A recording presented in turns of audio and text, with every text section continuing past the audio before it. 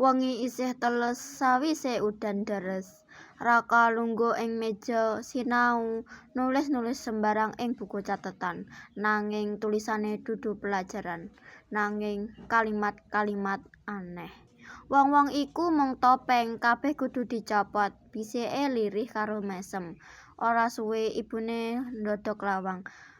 "Ra, ngapa kowe isih durung turu? Sesuk sekolah lho." Raka mringis. "Aku lagi sinau, Bu. Sinau ngontrol boneka." "Boneka? Apa meneh kuwi?" Raka alusan. "Ora apa-apa, Bu. Turu wae." Ibune mung ngeling banjur lunga, nanging mripate Raka isih ngluwarke sorot sing aneh. Esuke ing sekolah Raka ketemu kanca loro, Adi lan Seno.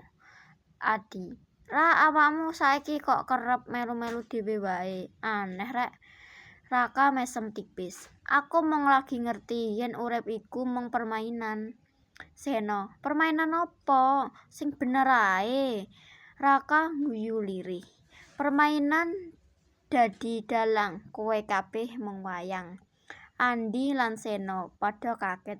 Andi, "Heh, guyonmu elek tenan, Ra. Nek pancen ana masalah, crita wae, aja nganeh-aneh."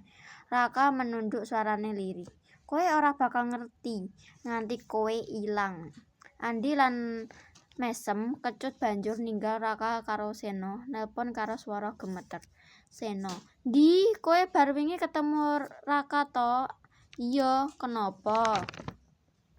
Seno, "Aku weruh Raka nggawa kator ing tase. Dheweke nggambar wong sing dicekel tali ing buku. Aku merinding, Ndi." Andi, "Hah? Paling mung nglamun. Wonge pancen rada aneh, tapi ora bakal ngono-ngono." Seno lirih. "Aku wedi, Ndi. Swara ngguyune kuwi lho, kaya wong liya njupuk alih awake." Sawise iku Andi ilang ora ketok ing sekolah, wong-wong padha nggoleki.